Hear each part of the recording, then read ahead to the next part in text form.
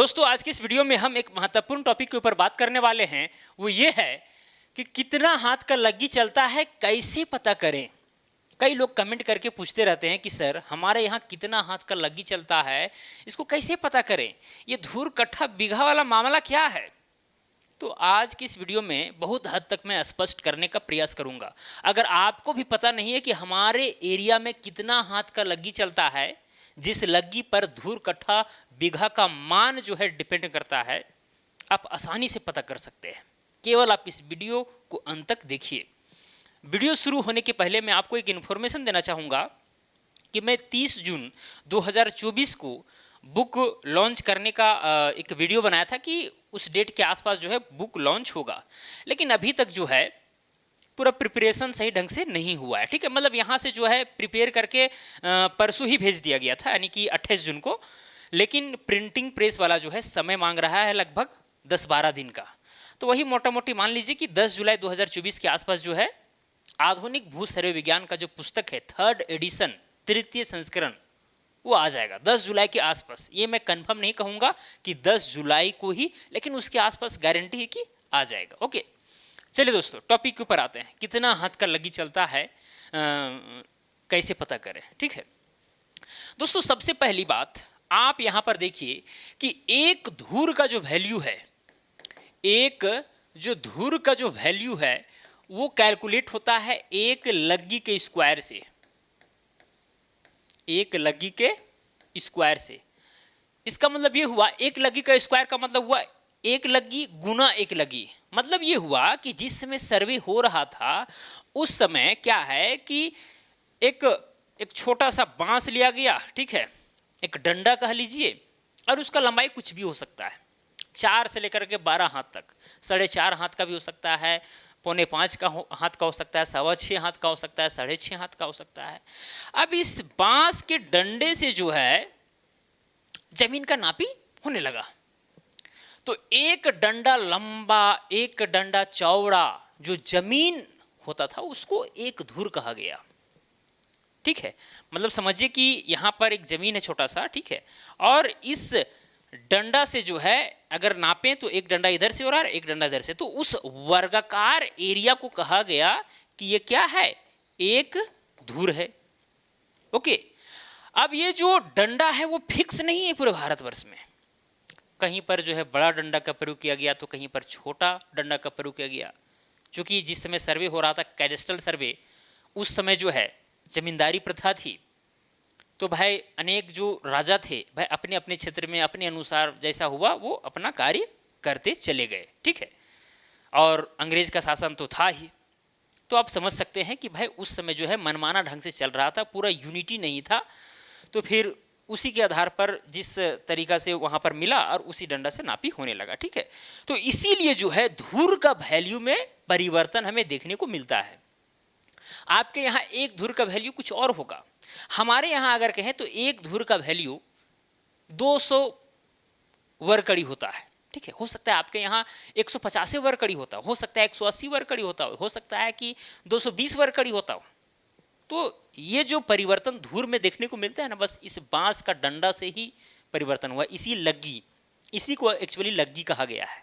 Okay, तो ये कितना हाथ का आपके क्षेत्र में लग्गी चला था या चलता है, ठीक है, कैसे पता होगा, अब यहीं से जो है राज खुलेगा। ठीक है, पूरे भारतवर्ष में 4 से लेकर के 12 हाथ तक का लग्गी चलता है। चलिए दोस्तों, एक धूर का जो वैल्यू है वो एक लग्गी का स्क्वायर होता है। एक चीज तो आपको पता होना चाहिए आपके क्षेत्र में कि भाई एक धूर का वैल्यू क्या होता है। या तो आपको पता होना चाहिए कि भाई एक धूर का क्या वैल्यू होता है, या तो पता होना चाहिए कि एक कट्ठा का क्या वैल्यू होता है, या तो एक बीघा का क्या वैल्यू है।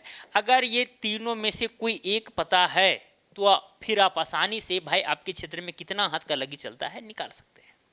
ठीक है, जैसे हमारे यहाँ अगर देखा जाए तो एक कट्ठा में होता है 1742 फीट का स्क्वायर। ठीक है, फीट का स्क्वायर, ये चीज हमको पता है कि भाई 1742 फीट स्क्वायर होता है।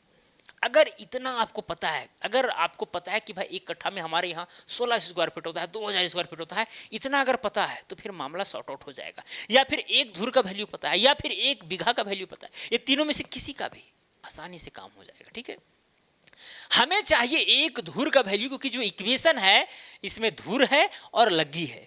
अगर धुर का वैल्यू हमें मिल गया तो लग्गी का वैल्यू निकल जाएगा, क्योंकि यहाँ पर दो ही वेरिएबल है, एक धुर है और एक लग्गी है। ठीक है, तो धुर का वैल्यू पता तो लग्गी निकल जाएगा। ठीक है, तो जब दोस्तों हमारे यहाँ एक कट्ठा में होता है 1742, चूंकि एक कट्ठा में हो रहा है, एक कट्ठा में क्या हो रहा है 1742 फीट का स्क्वायर। अब एक कट्ठा का मतलब क्या होता है 20 धूर। ठीक है, एक कट्ठा बराबर क्या होता है 20 धूर, तो एक कट्ठा के जगह पर हम क्या लिख सकते हैं 20 धूर लिख सकते हैं। ठीक है, तो ये हो जाएगा 1742 फीट का स्क्वायर। अब एक धुर का अगर आप यहां से वैल्यू निकालेंगे तो 1742 डिवाइडेड बाय क्या हो जाएगा 20, यानी कुल मिलाकर के जो कट्ठा का वैल्यू है उसको 20 से डिवाइड कर देंगे तो धुर में कन्वर्ट हो जाएगा। अगर आपको एक बीघा का वैल्यू पता है तो उसको अगर आप 20 से डिवाइड करेंगे तो कट्ठा में चल जाएगा, और उस कट्ठा के वैल्यू को फिर 20 से डिवाइड कीजिएगा तो एक धुर का वैल्यू आपको मिल जाएगा। तो मुझे कट्ठा का वैल्यू पता था, उसको 20 से डिवाइड करेंगे तो यहाँ पर आ जाएगा। ठीक है, ये 10 आ गया, 8 दूना 16, 2 सती 14, 2 एकम 2, और यहाँ अगर भाग देंगे तो यहाँ पर 87.1 आएगा। इतना फीट का स्क्वायर कितना आ गया 87.1 फीट का स्क्वायर। किसका वैल्यू? एक धुर का वैल्यू। अब क्या करेंगे, इसी एक धुर में जो है ये वैल्यू रख देंगे तो एक लग्गी का मान निकल जाएगा। लेकिन हम मान लेते हैं, ठीक है, माना हमारे यहाँ एक्चुअली हमारे यहाँ जो है ना 6.22 हाथ का लग्गी चलता है।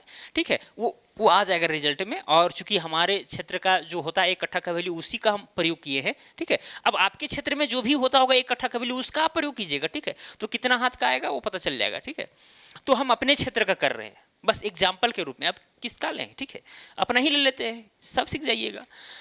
तो माना हमारे यहाँ जो है x हाथ का, मान के चलिए हमें पता नहीं कि कितना हाथ का लग्गी चलता है, हमें केवल एक कट्ठा का वैल्यू पता था। ठीक है, तो माना हमारे यहाँ जो है x हाथ का लग्गी चलता है, लग्गी चलता है। ठीक है, तो एक धुर का वैल्यू, या फिर अभी एक धुर यहां पर लिख लेते, तो एक धुर बराबर क्या हो जाएगा एक लग्गी का स्क्वायर हो जाएगा। या फिर आप कह लीजिए यहां पर जब हमारे यहाँ x हाथ का लग्गी चलता है तो एक लग्गी की जगह पर हम x हाथ लिख सकते हैं, इसका क्या हो जाएगा स्क्वायर हो जाएगा। अब दोस्तों एक धुर बराबर, अब आगे बढ़ते हैं, या फिर एक धुर का जो वैल्यू है उसको लिख सकते हैं। एक धुर का वैल्यू हमारे यहाँ हो रहा है 87.1, तो 87.1 क्या चीज हो जाएगा फीट का स्क्वायर हो जाएगा। ठीक है, बराबर में अब यहाँ पर x हाथ है। अब देखिए धुर का वैल्यू आपको फीट स्क्वायर में पता था और आप लिखे हैं, तो आपको ये जो हाथ है ना हाथ, उसको फीट में कन्वर्ट करना होगा, तभी फीट कटेगा और x का वैल्यू मिलेगा। तो जिसमें आपको पता होगा, अगर मान के चले कि एक धुर का वैल्यू आपको वर्ग कड़ी में पता है तो फिर हाथ को आपको कड़ी में चेंज करना होगा। अगर आपको एक धुर का वैल्यू वर्ग मीटर में पता है तो फिर आपको हाथ को मीटर में कन्वर्ट करना होगा। अगर गज में एक धुर का वैल्यू पता है तो इसको गज में कन्वर्ट करना होगा। तो ये चीज हुआ। ठीक है, तो यहाँ दोस्तों एक धुर का वैल्यू हमें फीट स्क्वायर में पता है, तो हमें पता है कि एक हाथ में यहाँ से लेकर के यहाँ तक जो लंबाई होता है वो 1.5 फीट होता है। अब अपने हाथ वाला लंबाई नहीं लीजिएगा, पता चलेगा इतने छोटे हैं, इतने बुजुर्ग हैं, उसके बाद बोलिएगा कि अरे मेरा तो 1.25 फीट हो रहा है। ठीक है, ऐसा नहीं, एक आइडियल हाथ का बात हो रहा है, एक आइडियल हाथ। मेरा भी हाथ का अगर देखिएगा यहाँ से लेकर के यहाँ तक तो शायद 35 इंच है नेट। ठीक है, 1 इंच कम है। ओके, तो बाकी बात किसी का 2-3 इंच भी कम होगा, किसी का 1-2 इंच ज़्यादा होगा, तो ये चीज़ होता है। ठीक है, चलिए दोस्तों, तो 87.1 फीट का स्क्वायर और x हाथ है यहाँ पर।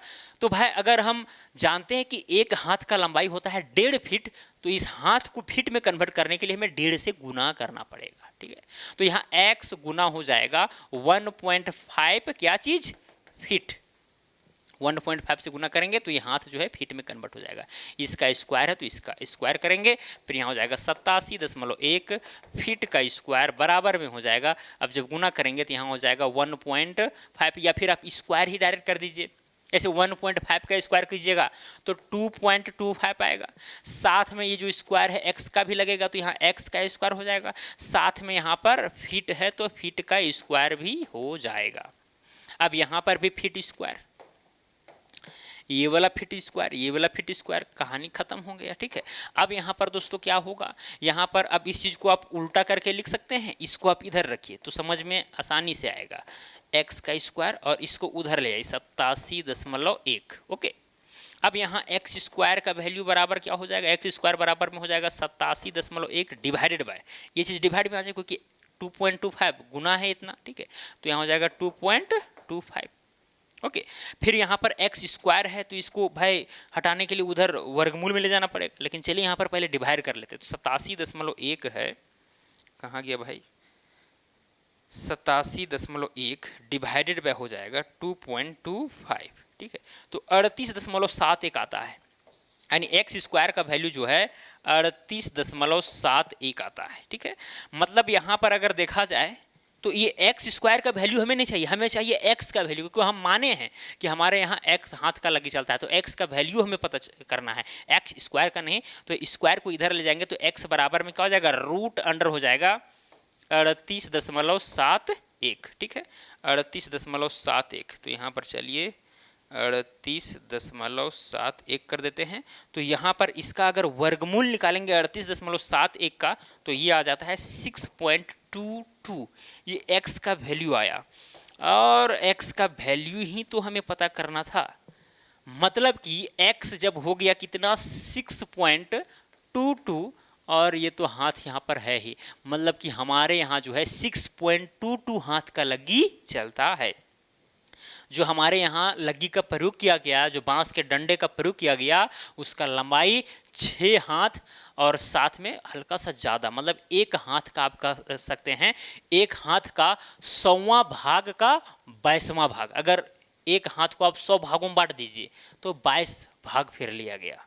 अच्छे हाथ तो है, तो इतना हाथ का लग्गी चलता है। तो इस तरह से आप आसानी से निकाल सकते, कोई बड़ा चीज़ नहीं है। ठीक है, बस आपके यहाँ जितना होता है, ठीक है, उसके आधार पर एक धुर का वैल्यू निकालना है और एक धुर का वैल्यू यहाँ पर पुट करना है। ठीक है, और जो x हाथ का जो स्क्वायर हो रहा है, ठीक है, उसी यूनिट में कन्वर्ट करना है जिस यूनिट में आपको यहाँ पर मान पता है। आसानी से काम बन जाएगा, कोई बड़ी बात नहीं है। तो अगर समझ में नहीं आया तो वीडियो को फिर से देखिए और समझिए बारीकी से। ये बार बार चीज आते रहता है कि भाई समझ में नहीं आ रहा है, और अगर इसे एक शॉर्ट आपको लॉन्ग लग रहा होगा कि भाई ये बहुत लॉन्ग है सर, थोड़ा सा शॉर्ट में बताइए। और शॉर्ट में अगर आपको जानना हो तो कुछ नहीं करना है, अगर आपको वैल्यू फीट स्क्वायर में पता है तो जो चीज़ आपको यहाँ पर एक्स स्क्वायर बराबर जो चीज़ मिला है वही चीज़ यहाँ पर है। ठीक है, तो एक्स बराबर में यहाँ पर कुल मिलाकर के हमें क्या मिला था, ये मिला था 87.1 डिवाइडेड बाय 2.25। ठीक है, अगर स्क्वायर को हटाएंगे तो उधर वर्गमूल में चला जाएगा। अब दूसरी 87.1 क्या है, एक धुर का वैल्यू है, तो x बराबर में क्या चीज हो जाएगा, एक धुर होगा डिवाइडेड बाय 2.25। अब इसको कर दीजिए आप यहाँ पर ये बंद। ओके, तो कुल मिलाकर के बात ये है, अगर आपको शॉर्ट में चाहिए तो भाई ये चीज आप कीजिए, x का वैल्यू यानी कि कितना हाथ का लगी चलता है एक धुर, और ये जो एक धुर का वैल्यू है वो फीट स्क्वायर में होना चाहिए। तो जितना भी फीट का स्क्वायर रहेगा उसको डिवाइड कर देना है 2.25 से, और यहाँ पर उसका वर्गमूल निकाल देना है, तो कितना हाथ का लगी चलता है शॉर्ट में निकल जाएगा। एक तरह से फॉर्मूला हो गया आपका। ठीक है, तो इस फार्मूला से आप जो है आसानी से निकाल सकते हैं। ठीक है, एक धुर का वैल्यू कितना होता है फीट स्क्वायर में वो लिख दीजिएगा, उसको डिवाइड कीजिएगा इतना से और वर्गमूल निकाल लीजिएगा, तो एक्स का जो वैल्यू आएगा उतना हाथ का चलेगा आपके यहाँ लगी। ठीक है, तो ये चीज़ था, कोई बड़ा चीज़ नहीं है। फिर से वीडियो देख लीजिए अगर समझ में नहीं आया तो। ठीक है, कोई बड़ी बात नहीं, फिर से देखिए। ठीक है, दोबारा देखिए, तिबारा देखिए, लगभग चीज़ों को मैंने बता ही दिया है।